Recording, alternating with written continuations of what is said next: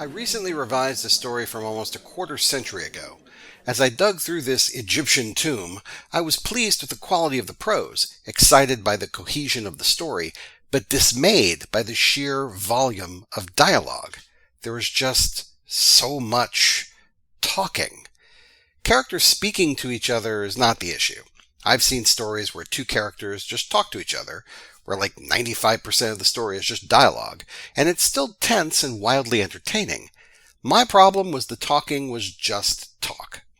My characters were filling the air with words, and it was sapping the strength of the story, distracting me from the point of the narrative. As a reader, I felt like I was walking in mud. In the revision, I removed about 75% of the dialogue. At first it was odd. After all, that story worked, so I felt wrong to change it. But after stripping out the needless dialogue, I felt like the story had room to breathe, that what the characters did say had that much more significance. In the last episode, Tim and I discussed 5 different ways to verify that your character's dialogue is working as hard as it can. We stress that your first draft is for you, and that you shouldn't censor yourself at all. No on-the-fly editing allowed. No voice in your head telling you that you cannot try whatever you want. But in the revision, these lenses are extremely helpful in seeing your dialogue anew and helping to trim, adjust, and strengthen the work the dialogue does in your story. The first lens is melody. Dialogue is very much like music. Some characters have a lyrical flow, while others might have a clipped staccato cadence. The way dialogue sounds can help establish character. A character who answers the question, "How are you feeling today?" with a "like hell," or "about the same," versus "quite well, thank you," gives the reader insight into that character's personality. When considering melody, match the speaker's cadence to their personality.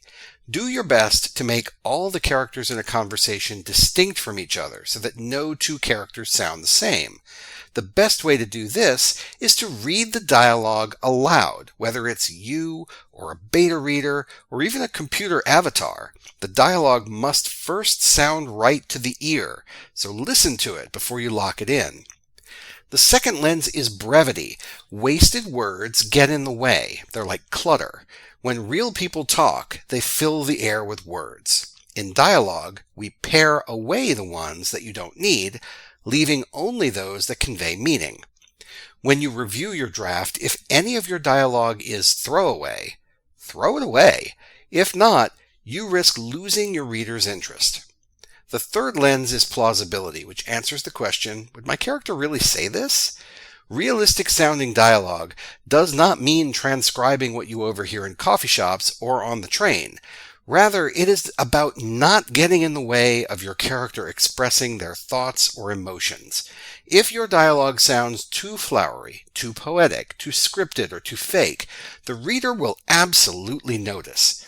Again, read your dialogue out loud. If the dialogue feels wrong, it is. The fourth lens is tension.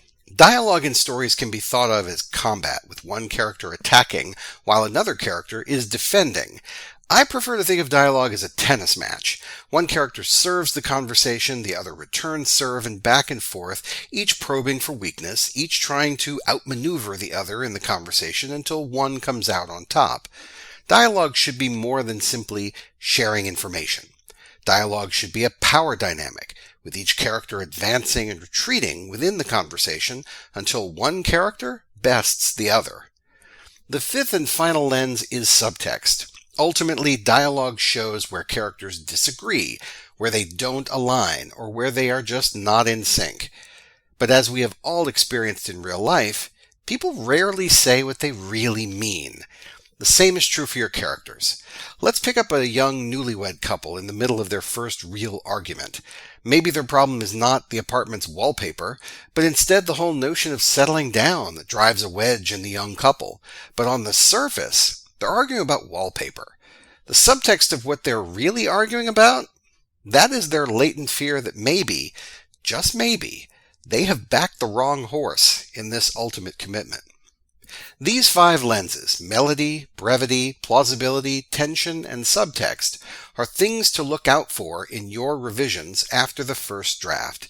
Do your best to write freely without encumbrance in the initial draft. You don't want to choke off the flow of creativity by thinking too critically about the first draft. But when you come back for a revision, the lenses we've presented here can be invaluable in refining and strengthening your dialogue. See you next week. Start writing.